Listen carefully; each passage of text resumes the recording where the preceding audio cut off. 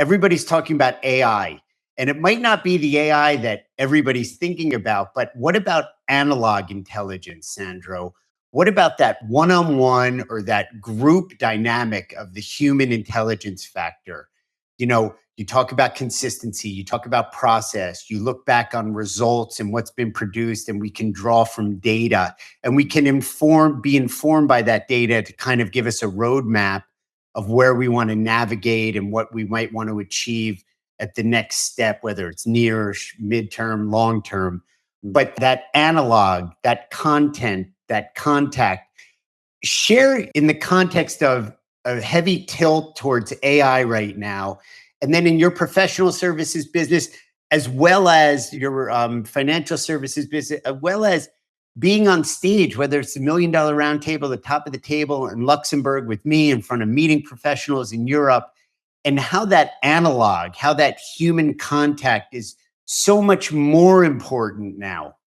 Well, so you're speaking today to a 55-year-old classic Gen Xer.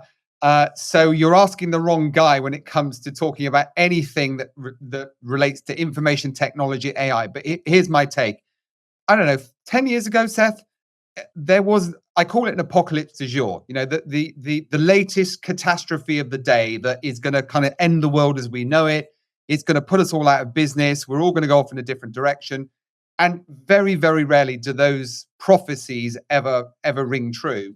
And that leads to a lovely word that I use a lot, which is paradigms. A paradigm is a belief system that has no basis for reality. And already people are speculating as to what AI will do. But let's just take a step back if we can for a second, to add a little bit of perspective here, because some people are saying, totally embrace AI, can see all the good that it will do. There are those that are pushing against it, saying, it's going to wreak havoc.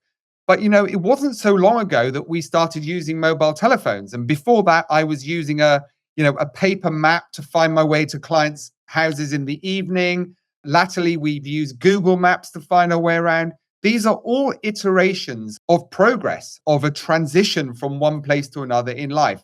It was only, 55 years ago that man set foot on the moon. And they say there's more technology in a mobile telephone these days than put Neil Armstrong on the moon. So, on one level, I absolutely embrace technology and what it can do to help.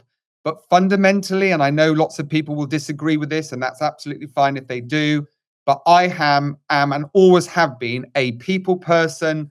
Live events where you get a sense of energy, you get feedback from an audience. You do not get that in any way, shape, or form on any technological platform. And I will go back 10 years to a moment when in financial services, to use that as an example, everyone was saying robo-advice is going to be the new thing. And basically, if you're a financial advisor, pack up and go home because the robots are going to take over the world. And it lasted 5 minutes. And there are still platforms that people can get advice, but these are transactional customers. They are not relationship-based customers.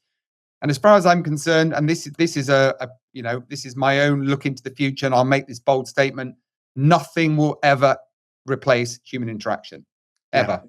Yeah, that's so true. I mean, you're preaching to the preacher. I'm a 57-year-old Gen Xer. I do my level best to be aware and to the point that I need to understand the newer technologies and adapt and how we're going to adapt it. There is nothing like the human interaction. And that's why it's the other AI, maybe analog intelligence, which is more of the human based.